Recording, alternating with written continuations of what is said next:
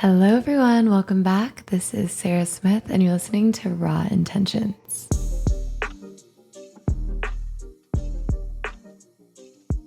All right, excited to be back in this chair, the interview chair. It's been a while since I've done interviews, and I've talked about this in the past, but since we're recording in a studio, hint, studio, I'm still not over saying that, in Denver, which is like an hour and a half from where I live in Breck, I try to batch record when I'm doing podcasts. So I'll come to town, and I think this week I'm doing 9 episodes, which is so much fun, but insane. And so today's Monday at the beginning of my little stint. I am very hungover from a very long weekend in Breckenridge. It was Oktoberfest, which is essentially just like a huge party in the streets. I can't actually have beer, which Oktoberfest, if you can imagine, it's mostly beer, but somehow I still found a way to get like game day college football drunk and am dying of a hangover today. So it's still lingering, which I love in my 29th year. But yeah, life's good. I'm excited to be back, like I said. And I've got a very special guest today that I'm really excited for you guys to hear. But before we get into that, I will give y'all my little elevator pitch, my spiel, if you will, because I love talking about myself, or why else would I have a podcast? So like I said in the intro, my name is Sarah Smith, Sarah with an H, Smith with a Y. I am 29 years old from Madison, Alabama, and currently in Breckenridge, Colorado. When I was a senior in college and incredibly broke, I started making handmade jewelry out of my college apartment. I was also waitressing at Texas Roadhouse. It just wasn't quite paying the bills. And what slowly started as a side hustle, just making jewelry for my family and friends, kind of snowballed and turned into a full-blown business, totally on accident. I was studying to be a bilingual occupational therapist, and that just went absolutely nowhere. I used my college degree for nothing other than the networking and late nights learning how to party, and started a jewelry business. And I called it Raw and Rebellious. That's at raw_rebellious on Instagram. That was 8 years ago now. And what started as handmade jewelry, necklaces and rings and the like, is now a lifestyle brand. It's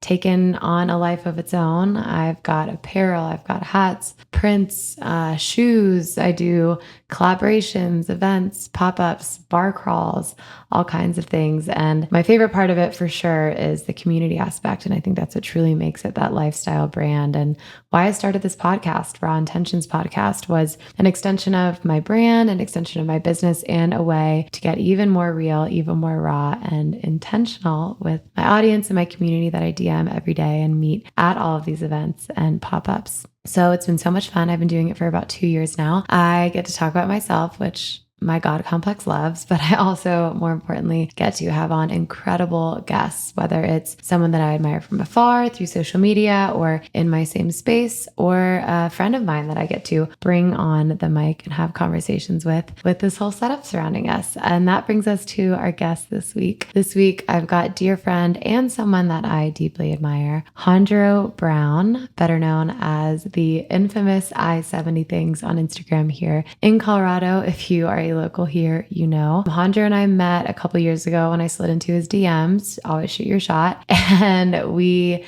talked on the phone a few times, collaborated on a little après DJ event at A Basin, and then hung out when we were in Denver. I asked him to be on my podcast. I also had a few ideas for a collab that we could do during ski season with the ski related part of my brand, Rebellious Ski Club. And from there, it was history. We talk about that on the pod. We recap the ski season and our collab and all the fun memories we made. We talk about some new businesses he started. We talk about his passion project, Slide Thru Sessions, where him and his friend Quincy are diversifying the mountain from the top down. And we talk about new business ventures. We talk about long distance relationships. We talk about injuries that he experienced last ski season and kind of how he move through that and his plans for what's next. I'm so excited. It was so fun. His new girlfriend, Jordan, was in the studio with us, which was amazing. Her and Alejandro were taking tequila shots. I was not strong enough to do that today due to my hungover circumstances, like I said, but it was such a joy to have her, such a joy to have him. She chimed in here and there, even though we begged her to get on the mic. She refused. She liked to be behind the scenes, but it was such a fun episode to record. It was so great catching up with Alejandro. But without further ado, can't wait to share these conversations, and please welcome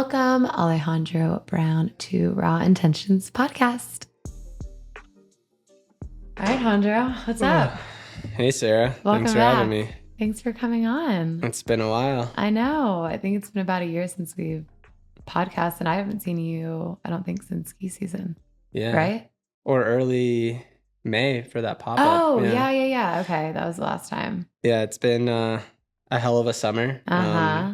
Slow season, which means organization for the upcoming season. And then, as you know, I got injured last season a few times. So more than once. Yep, more than once. So it's been a recovery, summer for me, and I've been just working hard to get physically strong again to be able to, do what we love. It's ski and snowboard. And I feel like, and you can correct me if I'm wrong, slow season for you, because this is my slow season, but it's been so fucking hectic. Somehow yours it's always has been like the same. That. Yeah. Yeah, and I mean it's hectic because we make it that way, but that's because we're working and we're trying to grow. We're trying to be better, and I mean, there's really no days off when you're running your own business, as you know. Exactly.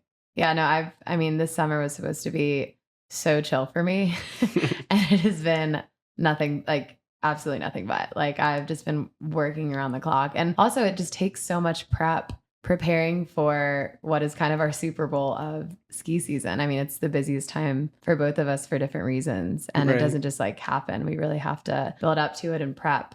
And don't you think, like, once mid-October hits, you just fall behind if you're not ready? Oh, yeah. Yep. And October, I like to think of as like my shoulder season because it's kind of mud season in the mountains too. Yep. So normally I'll try to like take a step back, but then you're prepping for Cyber Monday and Black Friday and all the things. And then I'm trying to get to a point where I'm like shooting Rebellious Ski Club stuff the winter before, like in April. Like a true brand. Yes. I love that for you. I see other brands posting and they're like, shooting summer 2026 right now or something. And I'm like, how the fuck? Like, I don't understand how you do it. It's crazy. I think that goes to show, how much of a one-man team you are and a powerhouse because you're getting it done. Well, thank you. And it's not easy. So thank you. I appreciate flowers it. to you, Thank you. And on top of that, I mean, it's one of those things. They have big budgets, they have time, they have staff. And it's a bandwidth thing at the end of the day, right? Yeah. Well, and I feel like it's hard for me to be authentic when I'm creating for like 2 years in advance. I'm like, how would I know what the current trends are, what the TikTok sayings are? And that's a very good point. I don't know, all of that. I feel like it'd be hard to stay on the pulse if I'm planning too far ahead. Do you think that bigger brands, since they lack flexibility, you're very flexible? Yeah. You can see a trend today on TikTok and then tomorrow start putting out that content. Right. And it wouldn't necessarily, interfere too much with your content strategy.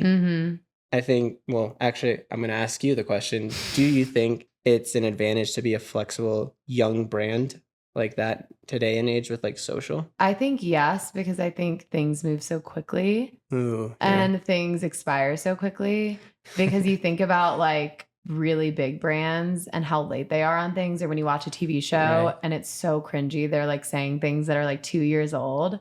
I mean, after a few weeks it goes away. Yep. Like the whole like demure thing that we saw, like that's already done. That's already overdone. And that was what, like a month ago, but it feels like it's been out for 2 years, like little things like that. So I think I'm in a unique position to do that. But I also think, the bigger brands, if we're talking like ski brands like Arc'teryx or Spider, those brands, like they're so big that when you think of them, they're almost like above the trend. Like they're more like everlasting and like staple than a trend is. And I think I'm kind of like in a middle ground where I want to be both. I want to make things that like people love, but I also want to get creative and it be fun for me and make sure it's authentic to like my humor and like what's going on in my life. And your customers. Yeah, exactly. Yeah. Because I do find that they're just an extension of like the things I'm going through and, the relatable things that happen in my day to day or on my timeline that, other people are seeing too. So I try to capitalize on it. I love that.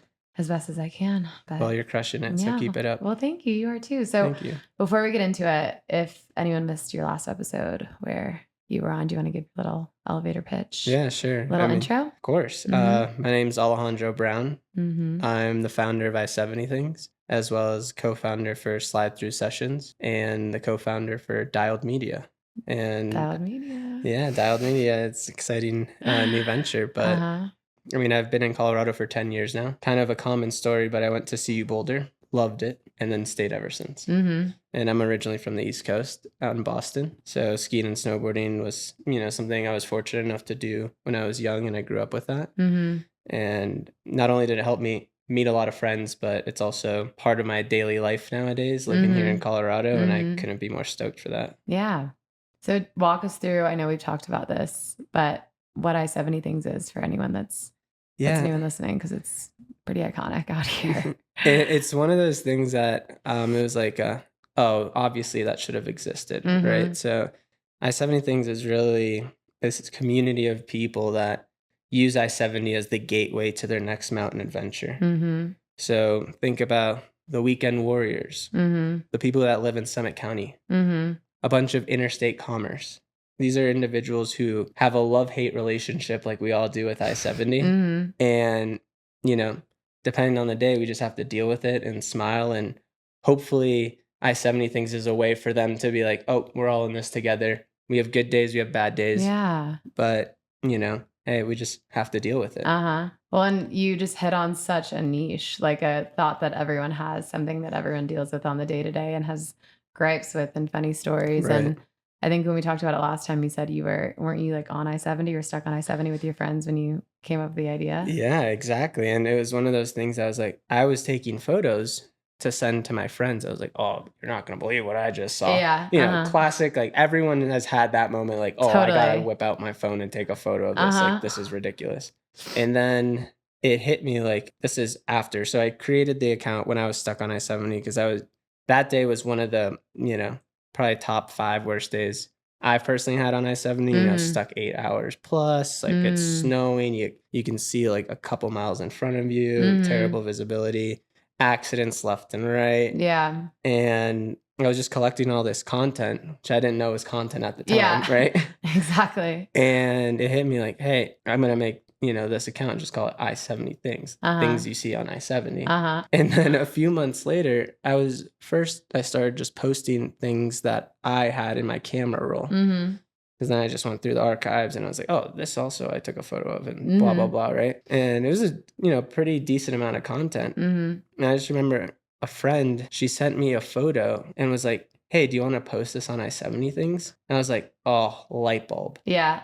This will help others know what's happening and either stay longer at the resort until close or leave early, depending on what's happening on I-70. Or go to a different mountain, yeah. Exactly. Yeah. Like, oh, the tunnel's closed. Great. Right. We have to use Loveland Pass. Or Vail Pass is closed. We probably shouldn't go to Vail today. Right. So things of that nature. And it just spiraled into this thing that was much bigger than I would have ever imagined. Well, even you saying that, I mean, a month ago, I was texting you like, is the Eisenhower Tunnel closed? I'm trying to go to Denver. This wasn't even ski season. I mean, shit happens all the time. And I remember I sent you that video that Maddie and I made, and there was a rock slide. Loved it. When we were going to Aspen, and we were stuck there for hours. And we were just like frolicking through the I-70, like just taking videos because there was a random rock slide, and that just happens. And I think the best part is, you and I live with this daily, right? Because we're always commuting, we're going from mountain to mountain. And imagine what it looks like for someone that doesn't live in Colorado and isn't familiar with I-70. And I think that's why not only the core community and the core group is so strong because we actually deal with that day to day. But then for social purposes, people see that elsewhere and they're like, what? Yeah. This can't be real. Right. And then they think that must have been like a once in a lifetime thing. But we deal with this stuff common. Weekly and it's very common. Well, and you also hit on I don't even know if you meant to do this at the time, but like making something almost like an inside joke. Like I remember when I first moved to Colorado and one of my friends, we were like on I-70 going to go ski. And one of my friends was like, oh, you have to follow this account. And I mean, obviously I didn't know you at the time and I follow it. And all of a sudden I felt like I was in on something. I was like, oh, like I get this too. Like, not that I really want to be in on how shitty I-70 is, but still it's so fun to feel like a part of something like that. And especially as someone that just moved here, I just remember loving like the feeling of camaraderie with it. Like I just loved feeling like, oh, like I'm in on this inside joke too. I know what I-70 is. And like, I love that. I can laugh with everyone and like send my own pictures in. So the community piece is, I feel like, huge and what's grown so much so rapidly. Right. And I mean, to that point, I love that insight, right? Because for me, it's difficult to have that perspective. Right. Especially, when I'm doing this daily. But I think to your point, one of the coolest things is it is for the people by the people. Right. Right. And we're helping each other. Right.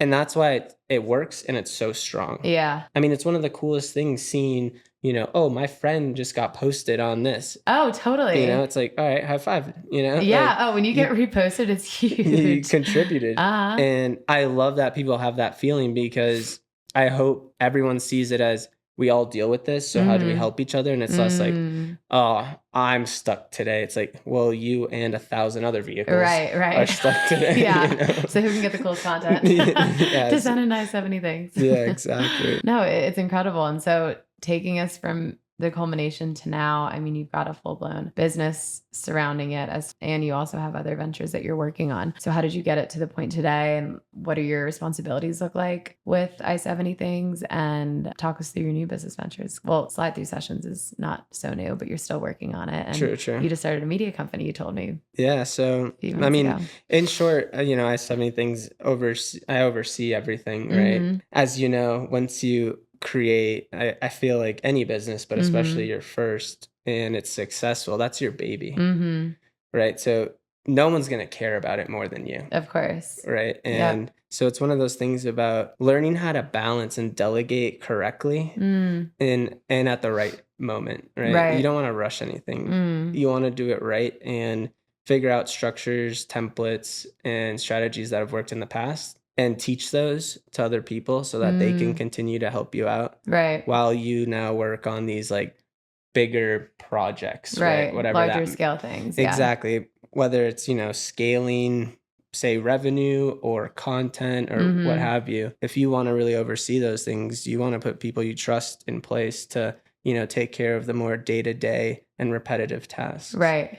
So it's been a fun experience, and I'm always learning, because as we mentioned earlier, I mean, things come and go very quick, right? Especially in our world, in our businesses. So it's important to be pretty, on brand, but on trend too, and adapt as much as possible.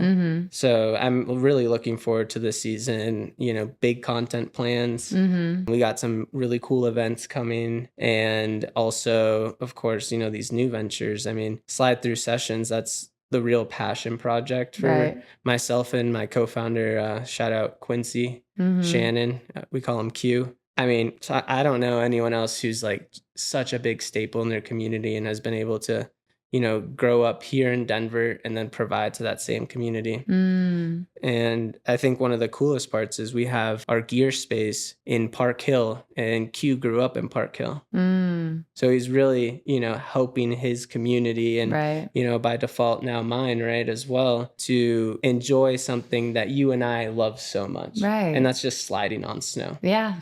And unfortunately, the goal for Slide Thru is to diversify the mountains. Right. And we, created this program where we have people that, can be really over 18, but up to, 50, 60 years old, and try skiing or snowboarding for the first time ever. Wow. And the barriers to entry are so high. I mean, as you know. It's a rich person sport. It really is. And it sucks. Yep. And it's honestly a rich white person sport. It is. Right? It is. So, by breaking down the barrier to entry, which could be cost, transportation, equipment, all these things, right, that make it very inaccessible to a lot of people. We were able to break down those barriers and say, hey, you want to try it? Come with us. Right. If it's not for you, happy days. Right. But if it is, now you're hooked. And so that allows us to now start to really diversify the mountains by not only getting people to slide on snow, but getting hooked, wanting to go with friends they meet in the program. We have people that are now lifties, work at the mountains, work at shops. So now you're diversifying the industry. And I think it's such an authentic and beautiful thing that really came from, one meeting, and you never know what can come out of those meetings. Right. Yeah. Well, and for Quincy, is that his name? Is Q? I mean, being from there and just making the change that you want to see. Like, that's so sick. I mean, a lot of people have ideas, but very few people implement them. Totally. So, I mean, I got to give him his flowers, because without him, it wouldn't have been possible. Totally. Right. That's awesome. And y'all started that 2 years ago? Yeah. So technically we had a test day. So just one day, 3 years ago, I guess 3 seasons ago. And then, we've been running for 2 seasons, and this will be our third. And it's like a funnel, like you said. You're seeing it bottom up. Yep. Like really diversify from the top down and get everyone on the mountain. I think that's incredible. That's the goal. I mean, I'll speak for myself and then I'll ask you the question, but snowboarding is my happy place. I can't be on my phone. I can't be on my laptop. Exactly. I already have enough screen time as it is, so I have to be present. And for me, that's therapy, that's, wellness, that's mental health, physical health, everything. And it's just fun. So being able to share that passion for snow sports with others who have not had that opportunity, if it just helps them out in one of those ways, we did good, Yeah, no, I mean, you hit the nail on the head. And I tell people that all the time. The reason why I love skiing so much is because so many other sports, like if I'm hiking or if I'm running or if I'm outside, my brain's still going. And like you said too, I mean, we're always working, we're always thinking, and we're always on our phones, always on our screens. When I'm skiing and I'm like going through the trees, I'm not thinking about the, the podcast interview I have the next day. Yeah. I'm thinking about not hitting a fucking tree. and when I'm on the lift, I'm looking around thinking about how beautiful everything is and how excited I am for the next run or watching people go down and getting fresh tracks. And that's what I love about it is how present I feel and in that moment purely and connected to nature. And it's incredibly therapeutic. So getting to share that is so cool. And that was, and I think we've talked about this, one of my whys of Rebellious Ski Club when I first started that was coming into a space, pizzing down the mountain for my life, having no clue what I was doing, just skiing like a girl from Alabama that had never skied before. And I wanted to create something that felt like what you created with I-70, where I came here and I followed you and I felt a part of something. I love that. And that's what I wanted to create with the Rebellious Ski Club was whether you're drinking a dirty martini at the base of the mountain or you're doing backflips or you're breaking your collarbone, whatever that looks like, you can wear one of our hoodies or one of our hats and feel like you're in on something. And I think that's what people seek too. When you think about, what you're bringing with Slide Thru Sessions, what you're bringing with I-70 things and what you seek out too with all the events and things that you organize, it's that community. People just want to feel part of something at its core. Yeah. I mean, that's spot on. Right. And we each have our why. Right. And ours just happens to be pretty similar. But I mean, it goes for any industry, right? Or any sport, or people do things because they want to. Why they want to, that's up to them. Right. Right. But we know why we do, our things. And that's how not only we create, we build, but also what we project. Yeah. And I think a lot of people don't go out of their comfort zone to project their why. And when you talk about going out of your comfort zone and what you said earlier about how fun it is, there's an inner child piece too. Oh, yeah. And I think as adults, sometimes, even though I still consider myself a kid, I think you do too. I'll probably be a kid forever. We have egos. And so we're less likely to try something new that we're going to be bad at. And I think that's really cool too. Interesting. Is encouraging people to get on the mountain with what you're doing and what I'm doing of you don't have to be the best one on the mountain. It's you can still have a hobby and love it, but you don't have to be good at it. And I think that's so important. I think one of the coolest people, actually, no, I think in a very interesting point that a couple of pro snowboarders told me, their biggest champions are beginners. And the biggest champions are beginners because everyone's been there, but they chose to be there that day. And that resonated so well because it's easy to say no. Or, hey, I'm not good, to your point, right? Or I don't want to try something new. I don't want to try something new. I'm old. Yeah. And let's be honest, you're going to fall. Totally. It's probably going to hurt. You're going to have bruises everywhere. Yeah. Your ass is going to hurt. Yeah. If you're snowboarding, your ass and your wrists are going to your wrists and your really knees. Bad, But they're the champions because they chose to be there that day. And I remember hearing that and I was like, that is so spot on. Because imagine going with, our friend groups and everyone's just going Mach 2 down the hill. Yeah, exactly. It's all right, I'll see you guys at the lift. It's well, we'll probably catch you before you finish this run. Right? Exactly. And so, it's embarrassing, it's scary, and all these things, right? But they decided to show up and that's what counts. So, they deserve to be champions. No, and I think that's an important thing to remember for anyone listening. And I think that goes for any hobby or anything, I think inconveniencing yourself and humbling yourself to try something new, it just teaches you so much and it's that much more rewarding. And then you know, when I have friends visit or when you teach Jordan to ski this season and she's sliding down on her ass and you guys are in your 5th fight of the day, when you finally switch from toe side to heel side, or if you're skiing, whatever you're doing, that like look in their eyes, I mean, it's so fun. Like it's such a triumph. And that's like the moments I cherish, like for Slide Thru in particular, just because you see that like light bulb moment, you see that aha, or like, oh, I got this. And it can be as simple as understanding just how to heel side and then stop. Yeah. And they're like, oh, I can stop. I'm good now. And we'll have so many people like, yo, can I go up the lip? And it's like, all right, let's take a couple more rides on the magic carpet. But that stoke you can't pay for. You can't buy. Like it's genuine. It is. It's authentic. And that's when you know you have someone hooked. And I think that feeling as like, say someone who like founded a program like this is all I could ask for. Absolutely. Well, and I think that becomes, and with that being your passion project, that kind of becomes your all-encompassing why, I'm sure, for a lot of the things that you do. It's very true. And it, you know, fortunately I was able to create things that overlap a lot. And that makes it easier because I'm not, you know, just in all different directions running around. But no, I think I'm very fortunate to not only have the network that I do, but the support from either other people or brands that allow, you know, I guess that trust me to go do, you know, these things that I want to do and succeed. And call it work. Yeah. We always say it takes a village. It really does. But yeah, we were talking earlier just about how happy snowboarding makes you. And I've had my torn ACL, so I understand what an injury is like, especially living somewhere like this where the world is our playground. So talk me through, because you had not one but 2 injuries, and that not only affects your life but your work and all the things. No, 100%. So I mean, this season I unfortunately broke both of my, you know, clavicles, my collarbone. I broke one in early November, and it was actually opening day at a resort. And broke that one.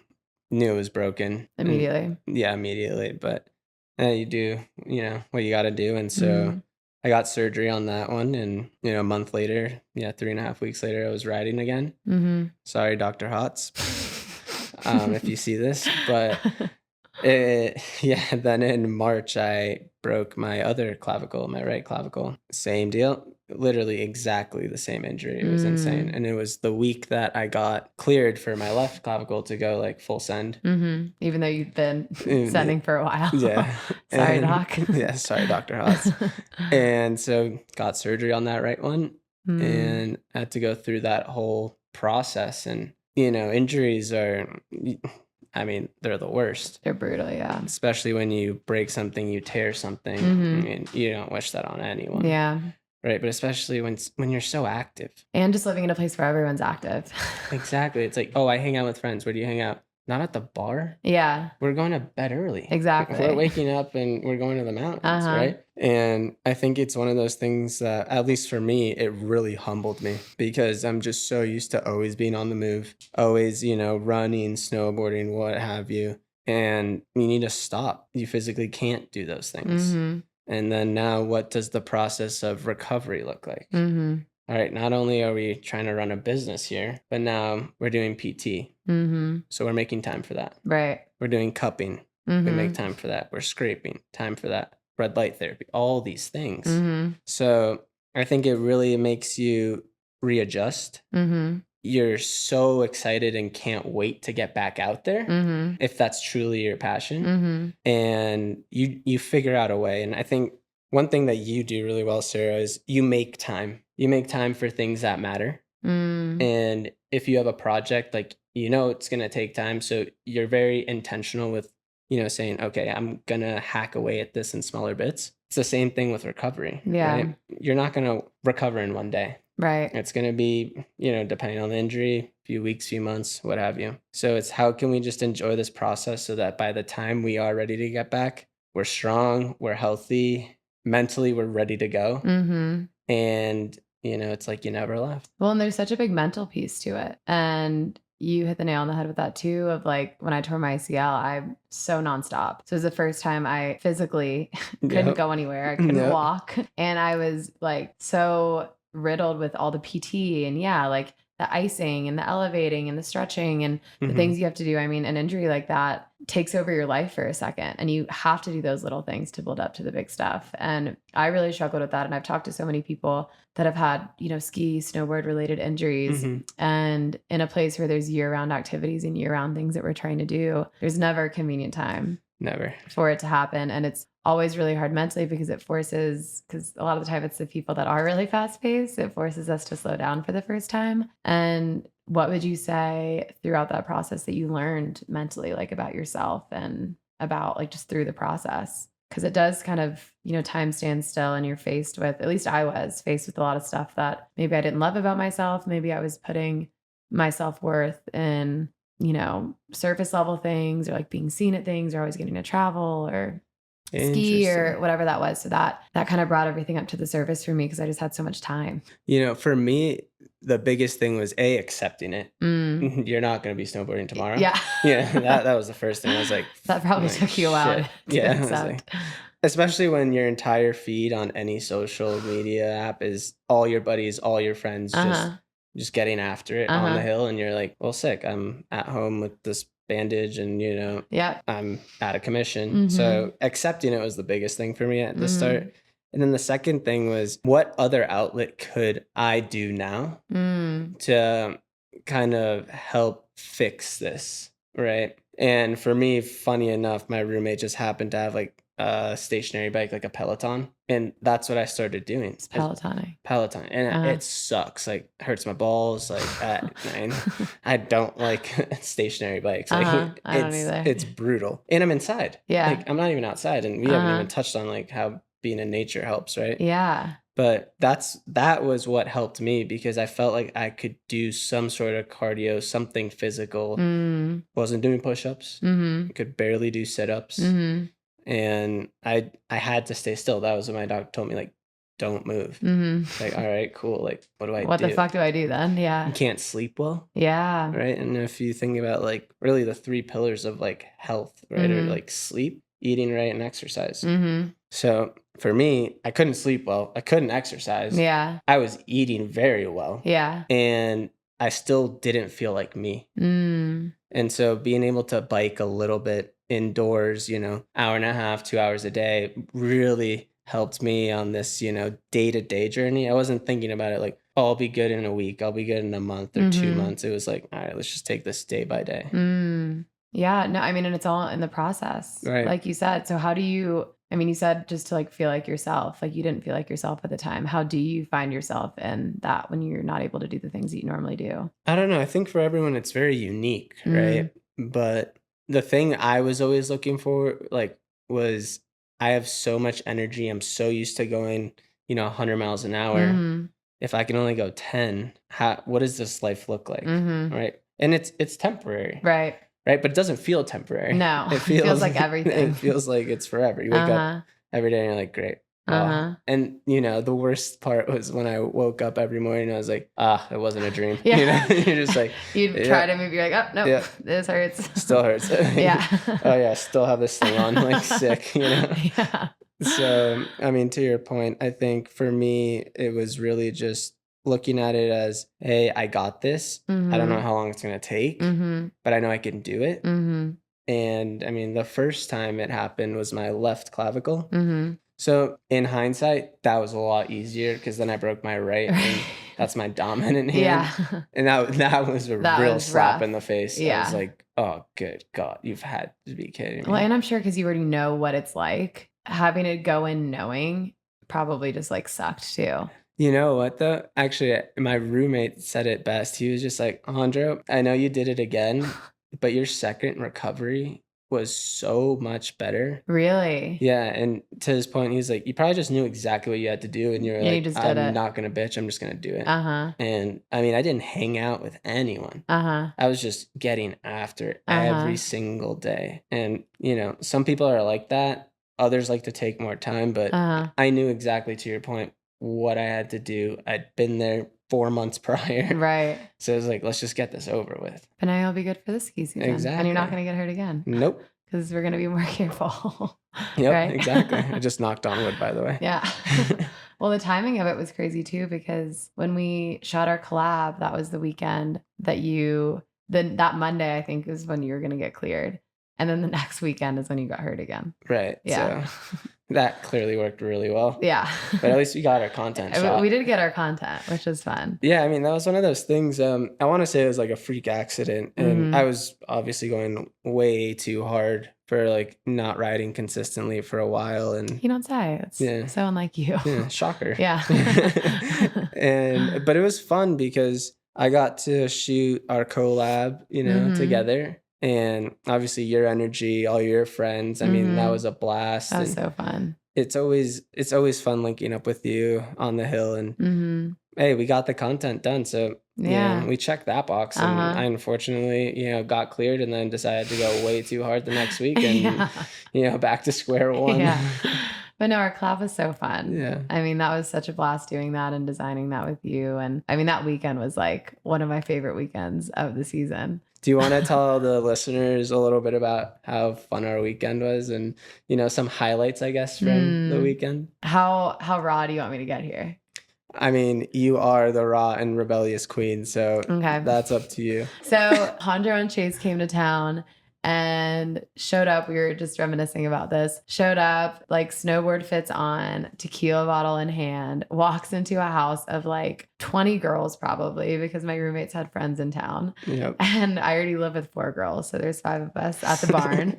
And they walked up and they're like, oh, okay, like this is what we're walking into. And the first day, it was like dumping snow when we were recording, and we were all just wearing like hoodies and had like Chase had all his, video equipment. I had like my old timey digital camera. Our hands were like freezing off. I had like a massive backpack on, also like holding my camera, trying to ski at the same time and like get everything. And we just had the best day. All my friends met up with us and we just drank all day, went on the mountain, and then we went out that night. And then I just remember the next morning when we went to shoot again, you were like laying on the ground at my house. You were like, I don't know if I can do this. Like, you're just like, I'm dying. We stayed out so late. And then we did it all again the next day, but it was a bluebird day, which was really fun. Yeah. Thank God. Because I remember that day was actually the day it was just nuking, Absolutely. It was like free refills. No visibility. Kind of day. Yeah, exactly. And I just remember looking at Chase and I was like, bro, are you cold? He goes, I'm fucking freezing. And that was the coldest day of my season. We were just on top of Imperial Bowl. I mean, and you were waiting. You wanted to get that shot of everyone. Sarah had everyone just standing on top of this like cornice of Imperial Bowl. We're like pole whacking, like doing like random stupid things to get this shot. We barely used it. I know, but it was cool in theory, but it was tough. Yeah, I mean, with the wind. Because what I wanted was everyone on the edge, like dropping in at different times. Like synchronized swimmers. Yes, exactly. Yeah. Like I thought that would just be so sick. But I mean, it was like, I don't even know how many mile-per-hour winds. I'm shocked that Imperial was even open. Right.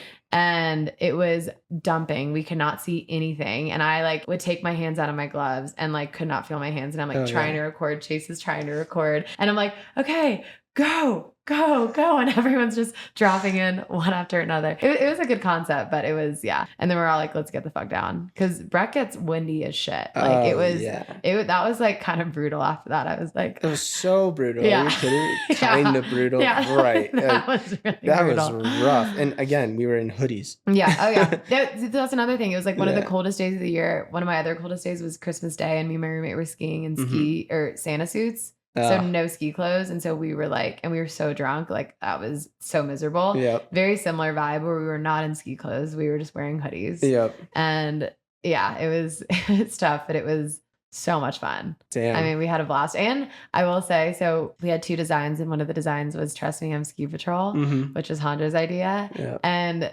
skiing around with Trust Me, I'm Ski Patrol was so fun. It was such a big hit. And everyone loved it. I think one of my highlights of that weekend was you with the actual ski patrol. Yes. And they're like, yo, that's funny. Yeah. They loved They it. did. And then you were like, can I have a photo with Yeah. you? And I was like, hello. And remember the bartender? We used it in the final cut. Oh, where he's yeah. like, wait, are you guys actually ski patrol? Love that And he too. said it, and I was like, can you say that one more time? Yep. And I'm actually wearing one of the hats from the collab. Yeah. Yeah, I should be on a green, which honestly goes to speak for, you know, how my season went. Yeah. But no, it was a great collab, and I think it speaks to a lot of people, and it's fun. It's fun, and it's so fun for both of us. I know we've talked about this, like, you know, getting to work with you and Chase. Yeah. And collabing in that way, as you like to say. Like, I just love getting creative with other like-minded people and like being around y'all. Like, it doesn't feel like work. Like, we were just having so much fucking fun. Right. Like, brainstorming together. Y'all like met up with all my friends. We were like throwing each other beers on the mountain and like shotgunning them and stuff. I mean, it was just like the best time. And that's what it's all about. And I know you do a ton of collabs with a ton of different companies and events and all the things. And I know that you love it too. And I feel like you just get to like feed off of that. I think like you're spot on. And I'm going to ask you this question. Do you think it's really this industry that we're so lucky to be in? Because I feel like what you just described is something I'm fortunate enough to experience with, you know, a lot of brands in this industry, because they get it. They work really hard, but they also know how to relax, whatever that looks like. And then we all share this common bond over, you know, snowboarding and skiing. Right. And so by default, I met, say, 6 to 10 of your friends that weekend, but it felt like I knew them forever. Yeah. Right? And that's exactly. the same with like other situations. And we all share something that's so important to us, that means a lot to us, that's our happy place. Do you think it's really like the industry that we're in which attracts that type of person?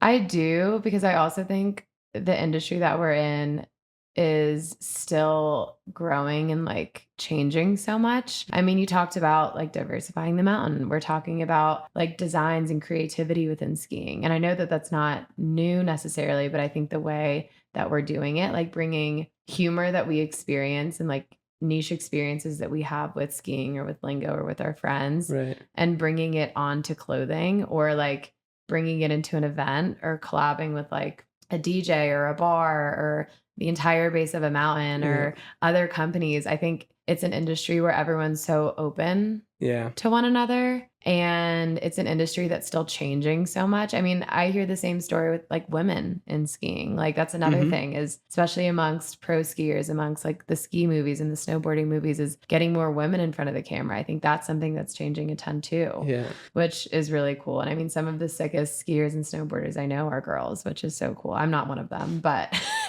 you're on your way. One day. Shout out Alabama. Yeah, shout out Alabama. I blame it on my roots. But yeah, so I would say it is. And it's also like a bunch of adults that are still kids. Like, I think we all just love to play outside at the end of the day. Yep. And I've heard 2 things that kind of like change my brain chemistry, like what you said earlier.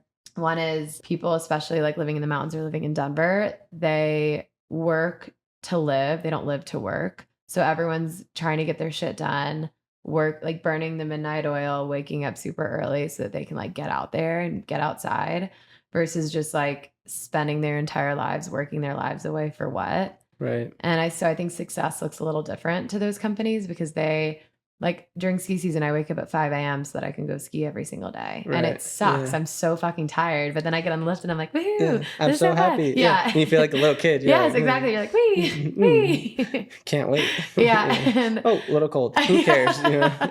Oh, I didn't have breakfast. Whatever. Yeah, it doesn't matter. Fireball. Yeah. On a Tuesday. So that I think is something that's super different. Another thing that I heard, I can't remember what CEO it was. It's one of the outdoor company CEOs. Okay. And I heard it on a podcast or something, but he will only take meetings with people on the mountain. He's like, I'm not going to take a call, but if you want to like ride the lift up with me, or you want to like do a couple laps with me, then we can have a conversation. And I love that. I like, love that too. I want to embody that and like take that with me, because again, that's prioritizing like, okay, these are the things I love to do. Like, normalize trying to fit the fun things in your life versus just hustling your life away and then having what to show for it. Yeah. And I think that it just goes along with, you know, the theme that I think you do really well is you make time, right? Because you know you want to put X amount of hours to ski that day. Mm-hmm. All right. So that means now I have to wake up X amount of hours earlier, Mm-hmm. right? I have to get this work done prior. Right. Afterwards, when I get home, I have to do this. Right. I'm not saying it's easy, because Right. it's definitely not. Right. And you sacrifice other things. Right. But you do prioritize whatever you prefer to do Mm-hmm. that day. Mm-hmm. And I can't, say enough how important, but how well you do that, because a lot of people say, oh, I see you on social and you're just skiing with your roommates all the Mm-hmm. time. Then you're in the hot tub. It's like, well, you didn't know I woke up at 4:30 that day. Exactly. Yeah, and I worked for 4.5 hours before the lift started like spinning. Yeah. So I mean, it's like, but what am I going to do? Post a time lapse of me working at my laptop? yeah, it's like, no, look at I'm the going to post me sick skiing. content of me in bed, creating, working, yeah, doing all this with work. Mittens on because my room is so cold Yeah, exactly. in the winter. No, like that's not fun to see. But it's like the reality. It's like if you want to make it happen, then you just do. Yeah. And I'm sure you learned so much from working with so many different brands. I mean, you work with like huge names. And I think something that you've learned and that you've shared with me is how down to earth everyone is. I mean, you work with pros, you work with CEOs and execs of these massive brands that you've looked up to, that then you get to like call on the phone, like that event that we were talking about trying to do in October. And you're like, this is so crazy. But you realize that everyone's just like a bro. Like, they're just doing the same thing you are. And I mean, for me, the coolest part about doing what I do currently are the people. Mm-hmm. The people I've met, Mm-hmm. the people I've worked with, Mm-hmm. the people I can ask a question if I'm not sure what I'm supposed to do in a particular situation. Mm-hmm. But that's what makes it so fun, rewarding for me, because, one day you can be talking to someone who, for example, I looked up to since, I was a kid. Right. Watching on the X Games, like Salema, Masekela. I mean, legend, and for me to be in the same room, then know him and, create that bond, that friendship, that was insane to me. Yeah. Little Hondro would have been like, yeah, what? right. No shot, buddy. Right. But you really never know. And I think that just goes to show it's working hard, but it's just showing up every day. Because, working hard isn't enough nowadays. It used to be you punch in, you punch out. No, not anymore. It's the people perseverance. Right. Being very consistent. And, to your point, I mean, the people that you meet, that's how they got there. So you have to do those same like fundamental things if you want to get anywhere near or, half as good as them. Well, and just showing up authentically. Like you always go in, I mean, you think about who you are as a person. I think you always go into every situation with such like pure intentions. You're not like slimy, like social climbing, anything like that. Like you're just trying to like hang, have a good time, get to know people in an authentic way. And you've said this too, like they're like, oh, what do you do for work? And you're like, oh, I started I-70 things. And they're like, wait, what? Like you did? And so I think going in with that attitude too of like treating everyone with kindness versus only treating people a certain way because you feel like they can do something for you also gets you farther. That's a great point. And I think Gary Vee said it, but it's like all about, value. So provide value. And that can, take many different forms, but the biggest one is be genuine, be you. You don't go into, a social like scene with an expectation. Oh, I hope to meet this person. Right. Or maybe I can pitch someone, even worse, right? Right. It's, it's after hours. Right. We're going to go snowboard. We're going to have a beer, whatever that might look like. And it's like, no one wants to get pitched. Right. That's their off time too. Right. They're resetting. They're, relaxed. They're trying to get ready for the next day. You need to be able to read social situations. And I love people. Yeah. But everyone's social battery gets tapped at some point. I mean, I know you're a social butterfly too, but when it's either time to just, grind, that's you time. Right. And you know that. Right. But others who don't know you, right, they might be like, oh, hey, what's up, Sarah? Like, I love this hat. Like, are you going to come out with any more? Like, I have some ideas. You should start doing this. Yeah, exactly. And you're like, God. Let me pull out my pen and paper. Yeah. No, it's constant. That's so funny. And just having the not the boundaries between your social or between your work and your like real life, I guess. Like, I'm sure you deal with this too.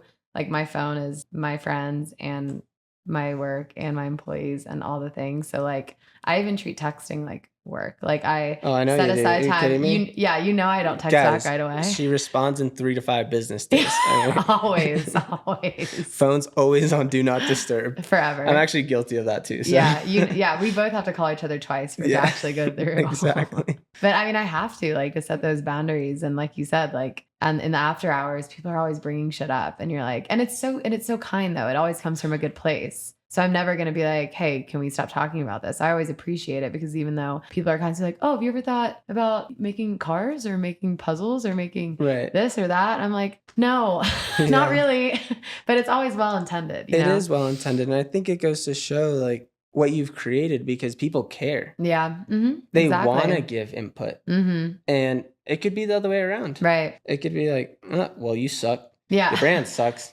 Yo, that hat you just came out with, trash. Sucks. Yeah, sucks. Yeah, exactly. So, I mean, at the end of the day, it is a positive response to what we've created. But on the personal side, we're human. Right. We need our time out just as much as everyone else does, if not maybe more. Right. And it's, when it's you time, it's you time. And when it's time to grind, hustle, and you're more than willing to talk to anybody, which you're the queen of, especially at your pop-ups. I mean, everyone's such a big fan. They just want to meet you. Whether that's hi, take a photo, shake your hand, be like, I love this. You give everyone the time of day. Yeah. And you're happy to do it. Yeah. It's not a burden. So, I mean, I can't stress that enough, because it's one of those things where there's a right time and right place. And when you're thinking about like me time and like things that kind of refuel you, what does that look like for you? I mean, for me, riding's the main thing. Yeah. So definitely snowboarding, but I've been able to get back into running too. A lot of the things for me are physical. Yeah. Like moving your body. Yeah, just because I'm bad at yoga. If anyone has like, suggestions on how to get good at yoga or I'm not meditate, very good either. Things like that. Like to your point before, you were saying when you run, your mind can, just wander. And that's really helpful for me, because now when I'm, say, sitting at a desk on my laptop, my mind isn't wandering. Now I'm focused on the task at hand. Right. So for me, it's really running and snowboarding. And what just about moving you? your body and being outside.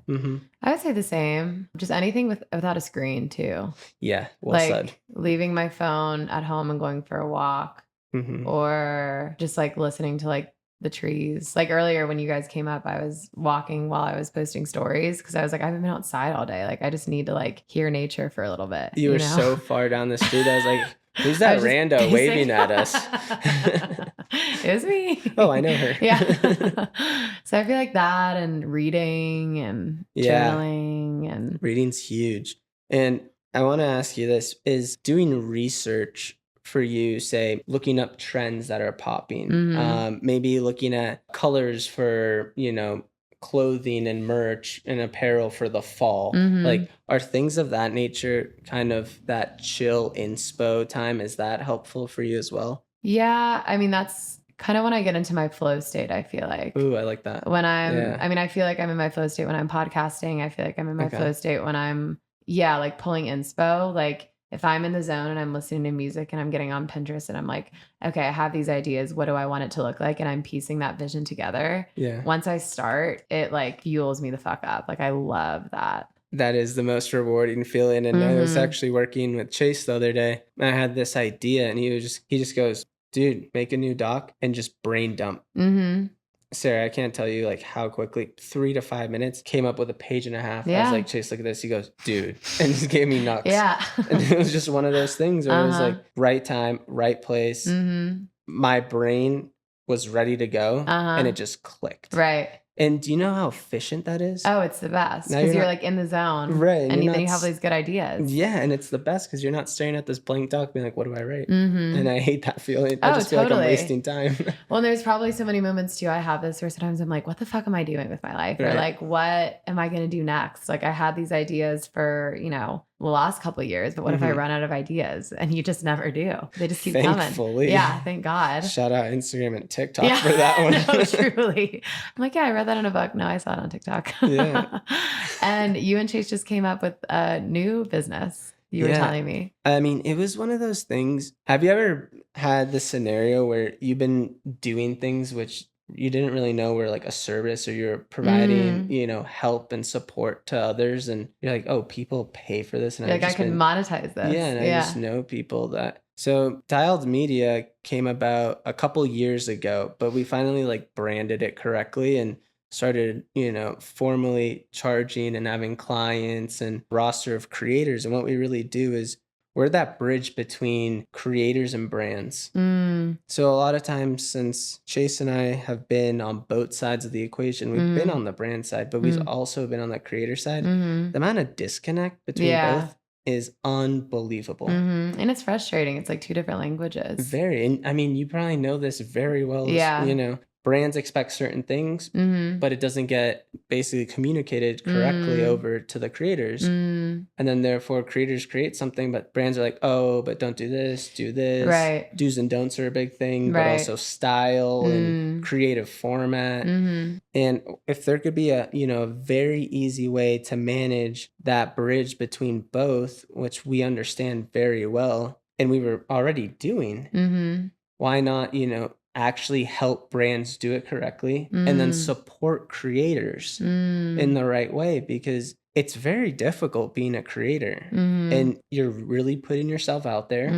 You're being yourself, and it feels terrible if someone's like, but this sucks. Well, I didn't have the right instruction, right? To make this actually successful from a brand's point of view. And not understanding both sides, doesn't help anyone. So that's why we started Dialed Media, and we're providing, UGC content creation for brands.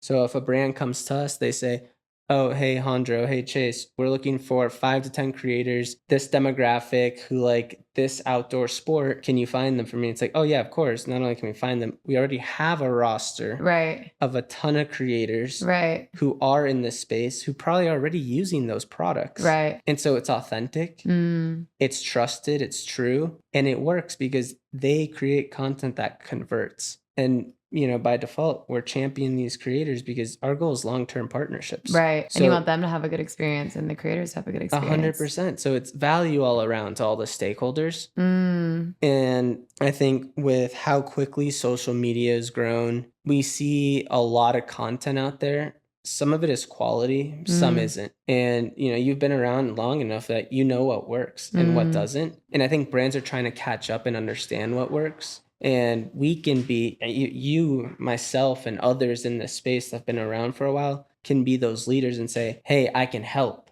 and this is how. And there aren't enough people doing that at the moment, especially in outdoor sports. No, you're right. And I think outdoor sports are a bit behind because so many of the, like beauty brands. That's what I see as like the staple of that. You're spot on. Of like that's UGC exactly and all that. They've been doing that for a while now, but the outdoor brands are kind of lagging. And I see that all the time, like you said, from a brand perspective and a creator perspective. Like I see both. I have so many creators reach out to me constantly wanting to work together, but the way that they reach out is just like copy paste. There's no personality. There's no nothing. And I'm like, no, I'm not going to work with you. You don't even know who you're sending this to. You don't even follow us on Instagram. Right. Or, that's from the brand biggest perspective. slap in the face. Oh my God. Yeah. And I'm sure you get that all the time. All the time. It's like, I remember when I used to make jewelry, people would be like, I love your clothing brand. I'm like, what? I don't even sell clothing. Like, what do you mean? Like just not taking the time. And I mean, from the same perspective with brands, reaching out to creators. And I think that can be the frustrating thing. Not only are you putting yourself out there, like you said, and being yourself authentically, but you're also telling people like, okay, these are my rates. Like, this is what my time is worth, which is a really scary thing too. And then to have brands, try to undermine that or demean your worth when you know that you convert and you know that you make quality content, that your time is worth a lot. So I feel like there is such a disconnect. Yeah. And I mean, to your point, right? How do I figure out my rate? We're here to help, right? And there's things that we all have gone through as creators, which we can help each other. But I feel like very few people reach out, ask for help. And I think the best case study is you and I met because you DM'd me. Yeah. And it was authentic. It was genuine. You're like, hey, yo, can we chat? We should collab on something. I have some good ideas. I was like, oh, no way. Okay, say less. Let's chat. And look what it's grown into. Not only a friendship, but a business partnership. a collab, A as we like to collab. say, right? But you never know, right? So it is that first message, but you got to do it authentic. You got to try, yeah. You can't just copy and paste to your point, because if anyone's been around long enough, they can sniff that out before they even finish the first sentence. Right. Well, I mean, I try to tell people that all the time, like influencers or people that reach out, because I always respond. But I talked about that on the podcast before, of like, if you really want to work with a brand, and I'm doing this now. I mean, we were talking earlier, you were like, I've noticed that you're starting to do some personal branding. Congratulations. Thank you very much. And I'm trying to be more of an influencer on my personal account. And rather than reaching out to like free people or, you know, companies that I want to work with, I create content for them. And then I'm going to show them like, hey, this is how I converted on like Amazon or Like to Know It. And this is the video that I created. And look at all the DMs I got, and look at all the link clicks I got. And this is what I can do for you if we work together.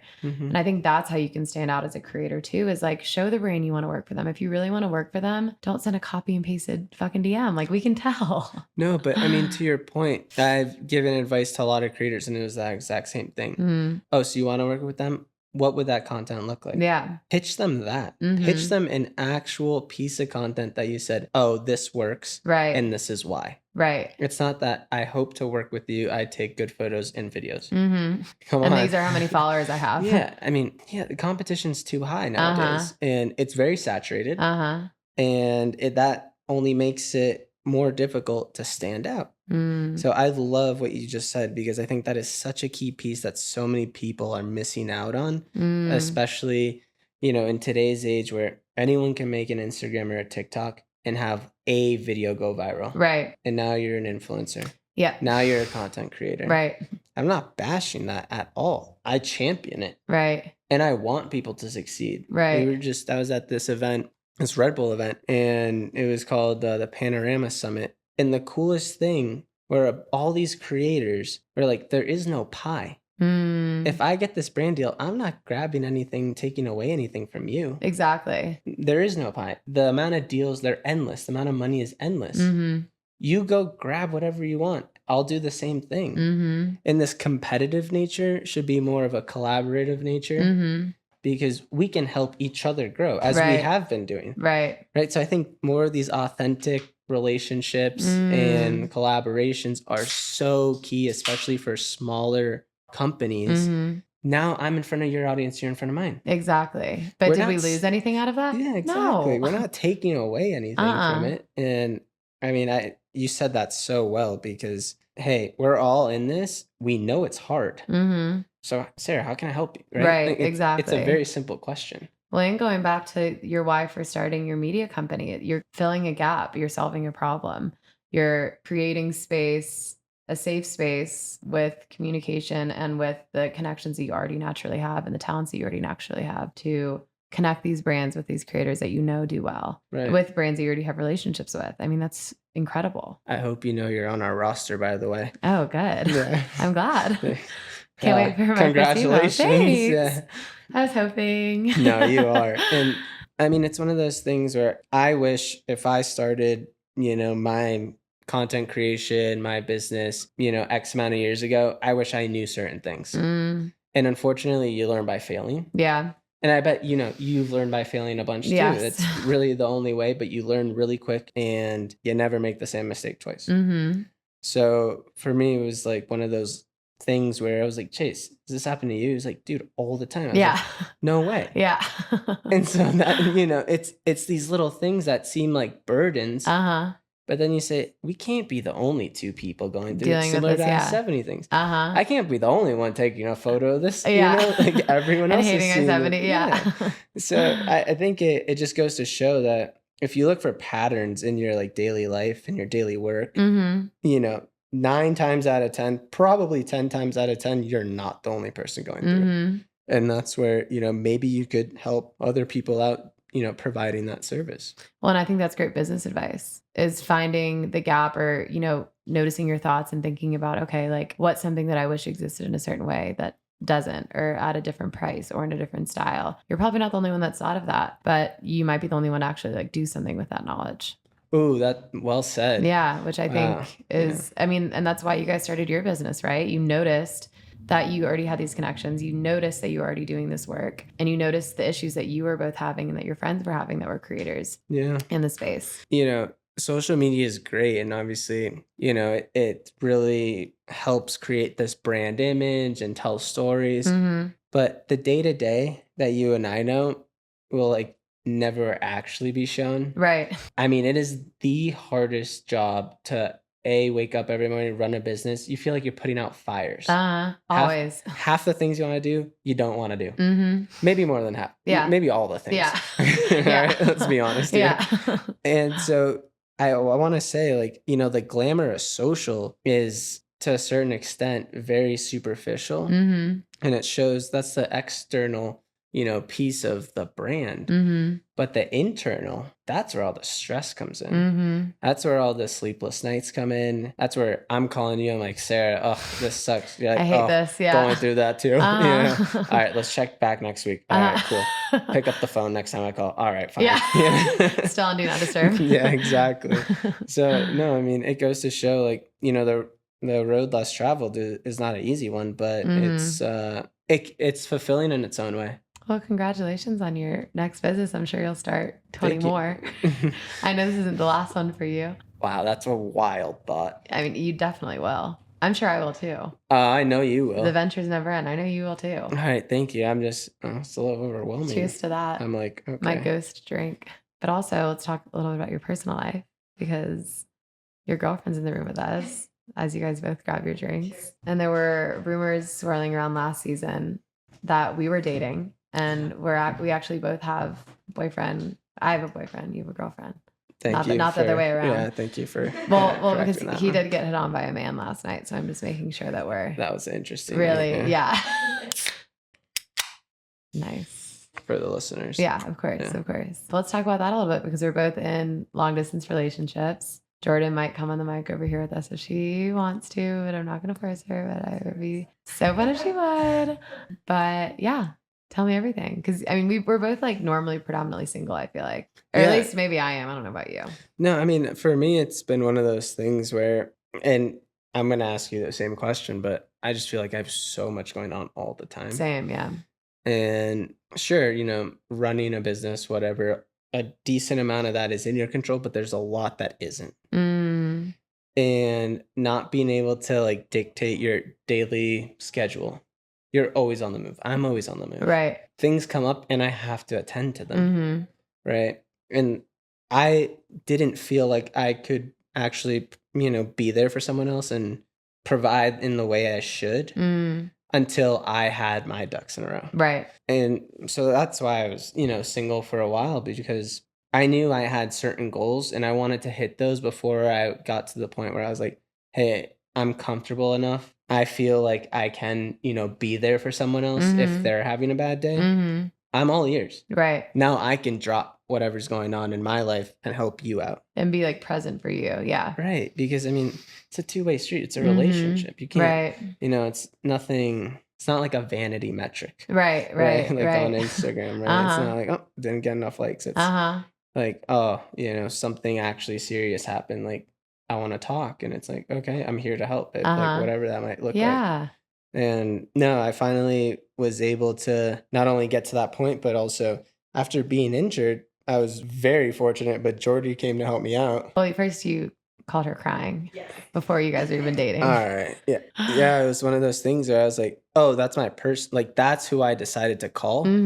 That's wild. And I mean, the only other person who knew was, my business partner, my videographer, Chase. Right. And he was there. So and he was had there. So it was like, no shit. Like, and I mean, it's been great because it allows me to check out when I need to. And it's very refreshing to like talk to someone and be like, how was your day?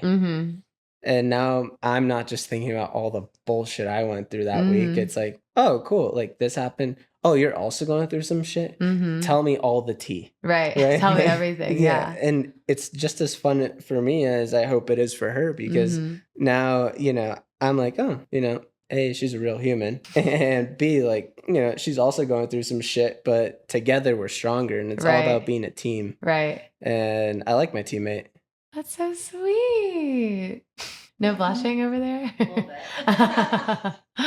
But, and also to your point, having like a buddy like that, like getting to just call at any point to talk about anything and have that non-judgmental, but like unyielding support at all times. I think when you're building something of your own and just in your life, I mean, you know, so many people, you have so many friends, you're always traveling. So having like a constant like that is probably really nice too. It's like an anchor almost. That's a great point. And I think, see, I haven't thought about it like in that sense, but that is exactly what it is. It's, you know, something stable, something that, you know, they're going to be on your side, you know, that you can call them, tell them anything. And they're like, oh man, like, you know, but they're there for you. Right. But it's a two-way street. It's vice versa. But we're getting to that point where, you know, in a few years, we might want to settle down. We might want to, you know, move. We might want to do other things. And it's, all right, well, we have to put in the time to get to know each other, but also be personally set so that we can provide and, you know, help out our teammate. Right. And be all in for that other person. Yeah. And I mean, you know this well too, because you're dating long distance. And tell me a little bit about how that played out. Like, is this your podcast or mine?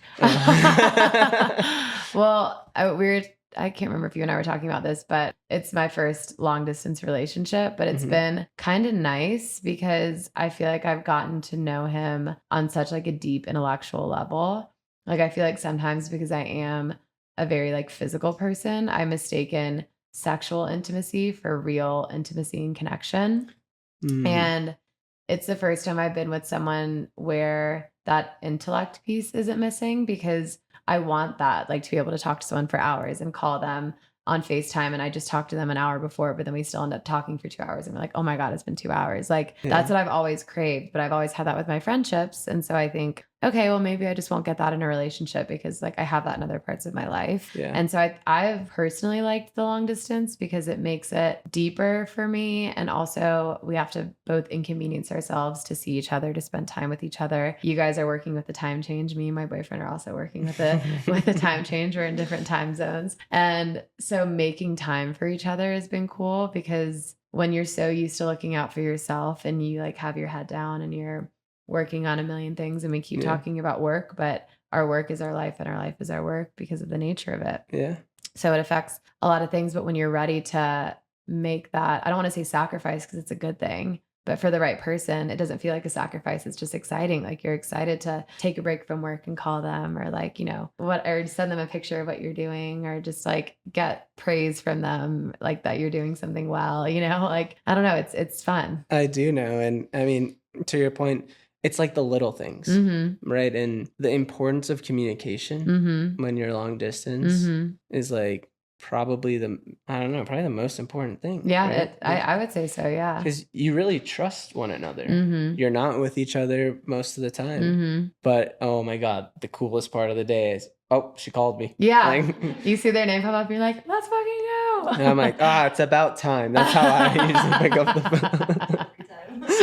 Actually, I'm like, all right on schedule. She just got off work. And where the fuck have you been? Like, I'll make like little bets with myself. I'm like, all right, I gotta go do 30 push-ups. I can do push-ups again now, by the way. Oh, so, hell yeah. I was wondering why you're looking so buff. Big guy over here. I'm like, well, she's gonna call in 15 minutes. If not, 30 push-ups. You know, it's like things like that. I'll just like bet myself.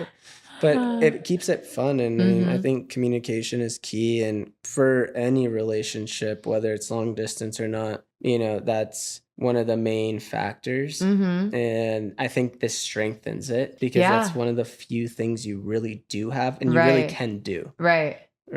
And I mean, that's how you're showing each other that you care and that you're thinking about each other, is that communication. And I mean, I think that's the number one thing in all relationships. All the, you know, relationship advice out there is like communication.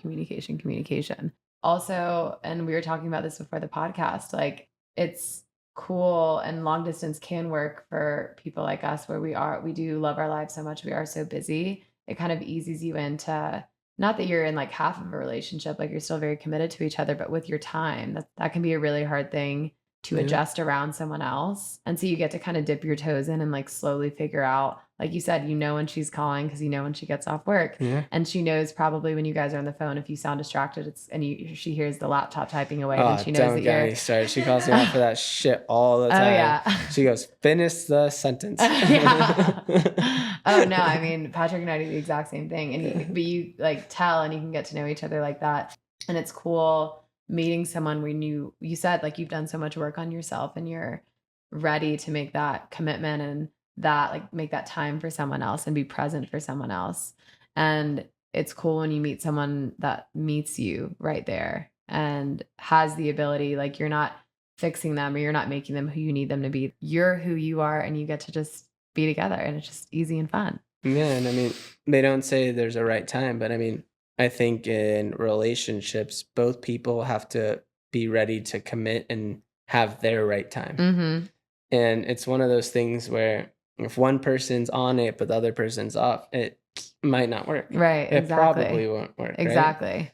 And so, I don't know, you don't want to show up to work, for example, not 100% ready to go. It's the same way in a relationship, right? You're ready to go and take everything that comes with it. And it's more than you expect, but it's good. And you like all the highs and all the lows. Right. That's part of it. That's life, honestly. Mm-hmm.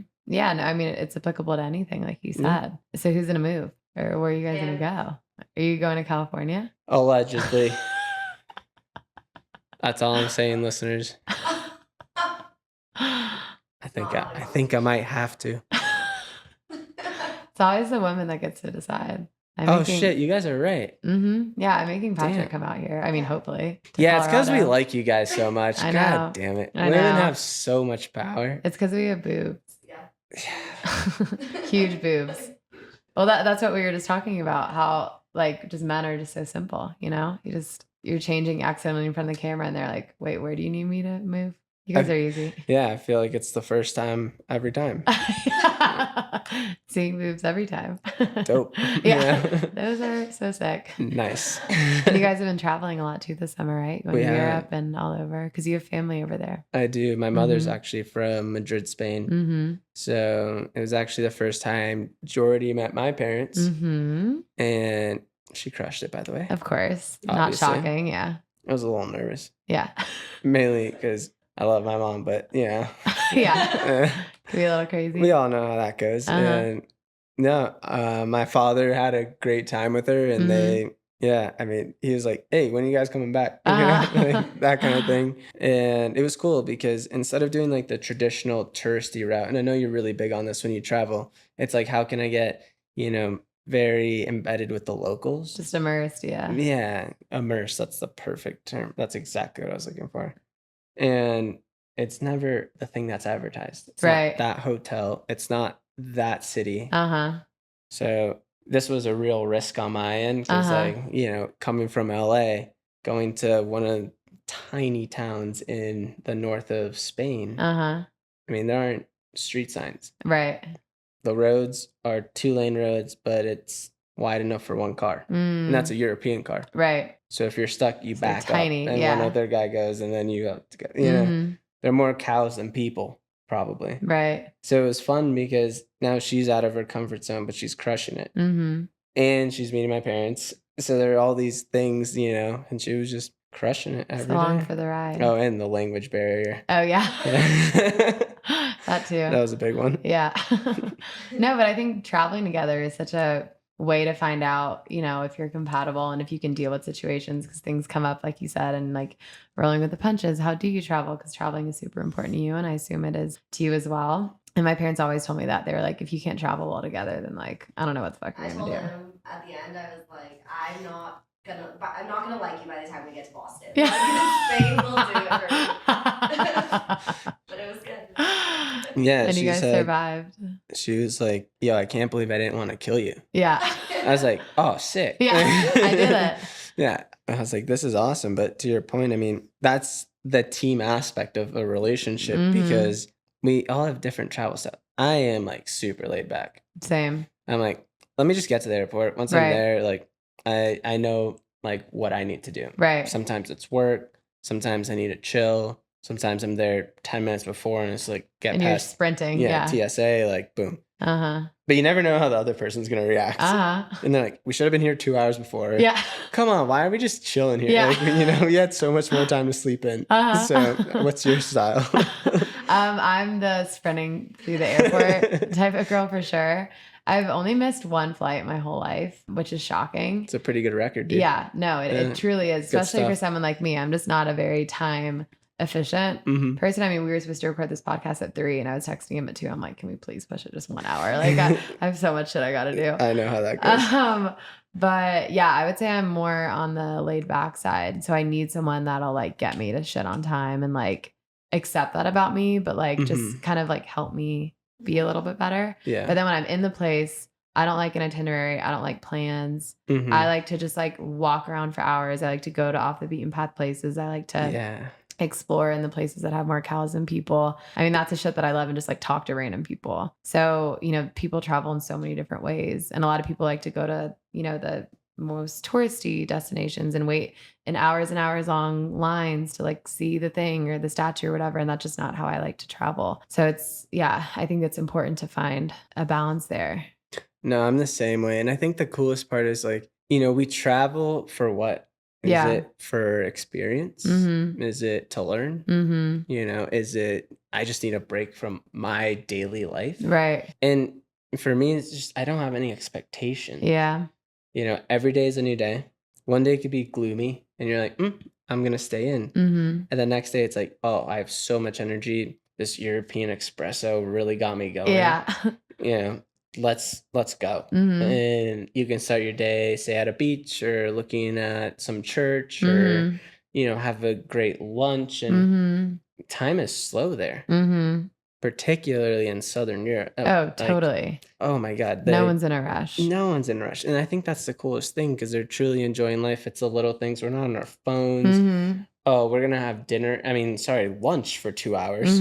At like 3:00. Oh, yeah. Who cares? That's early. Yeah. We're chilling. And then we take a nap. And then it's like, I love the siesta culture. It's make sure you're ready for dinner at 10:30. Yeah. Maybe 11. And then you go out maybe at like 2 a.m. Right. And I remember telling Georgie, like, yo, we're going to do dinner at like 9:45 because my grandma's coming. She has to go to bed by midnight.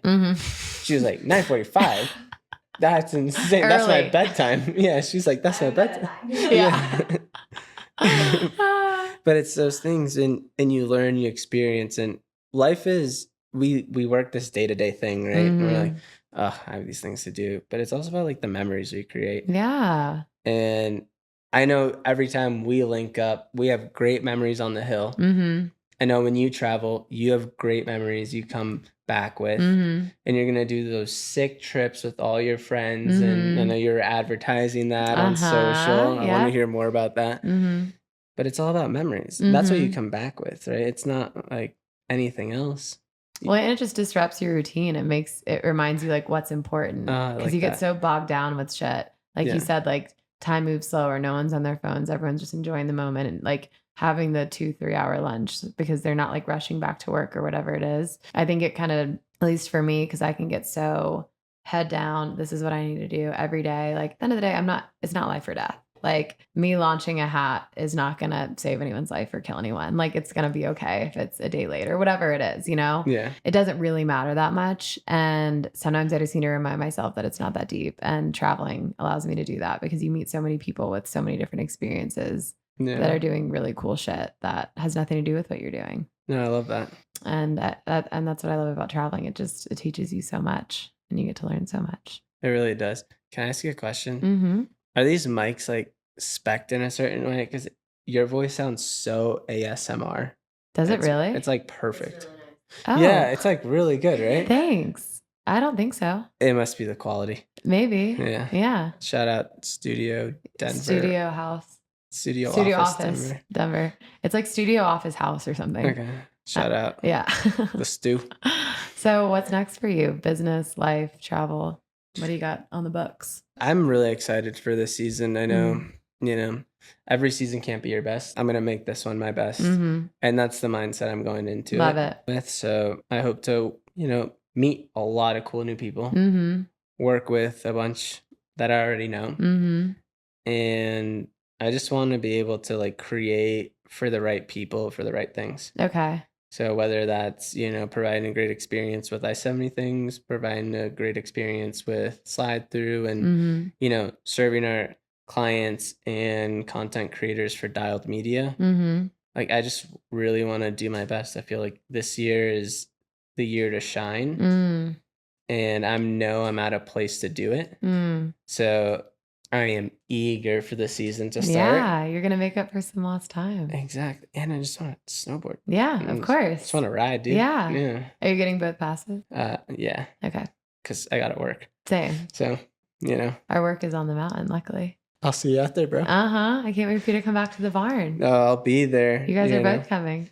What about you? What are you looking forward to this season? Kind of the same thing. Like, I just want to fucking explode on the market. Yes. Like, kind of similar to you. I feel like I'm in a position where I've made so many connections, met so many amazing people, especially from living in Summit and traveling to all these different ski towns and just making friends wherever I go, which I know you do the same. So I think now I'm in a unique position to really, that's what I've been working on this year, is backing up that growth, being ready for that explosion. So it doesn't just come for me and then I'm like, oh shit, what the fuck do I do? I want to be ready for it so that when it happens, it just keeps going. Yeah, because once you hit that level, it's just gonna propel itself. So you have to be ready for it, or you can't meet demand, or whatever, And that's what I'm trying to do. I know how that goes. So yeah, I'm happy for you. I'm proud of you, and thank you. Obviously, I only wish you the best. And same. Can we collaborate again? Duh. Okay, sick. And I mean, we're just gonna make the best memories and have so much fun this ski season. Yes. We'll ski a lot more together. Let's get it. Because you won't be injured. I'm definitely not getting injured. So, well, that's all I got. All right. Well, pray for snow. Thanks for coming on. Where can everyone find you? Appreciate you. Thank you so much, Sarah. You're a close homie of mine. Yeah, same with you. I love what you do. Thank you. I want you to keep crushing it, and I only wish you the best. You can find me on Instagram at Alejandro and at I-70 Things and at Slide Thru Sessions, THRU, and at Dialed Media. The same for TikTok and all the others for all of those. People are going to be busy following I know. Sorry, all your that accounts. was a lot. I was like, God, great. Here we go. It's breathe. Yeah. Well, thank you so much for coming on. No, I appreciate you, love. Always a pleasure. Yes, much love. Dude, let's get after it soon. Let's do it. Yeah. Okay. Thanks, guys. Cheers. And I'll let you guys go on your date night or whatever it is that y'all have planned. Bye, listeners. Bye. All right, guys. And that is a wrap on this week's episode. Thank you guys so much for listening. As always, you can find us anywhere you listen to podcasts. And if you love us as much as we love you, please leave us a little rating and review. It just helps us as we continue to grow. You can stay all in the know if you follow us on Instagram at Raw Intentions Podcast, as well as subscribing to us anywhere you listen to your podcast. We drop new episodes every single Thursday, and love hearing from you guys. So feel free to leave a review, slide straight into the DMs like I did with Andra way back when, and let us know what you think. Let us know if you have any ideas for future episodes, guests you want us to have on, thoughts on an episode, all the things. I always love hearing from you guys. That's all I have for you. I'll see you guys next Thursday. Have a fabulous weekend. Bye.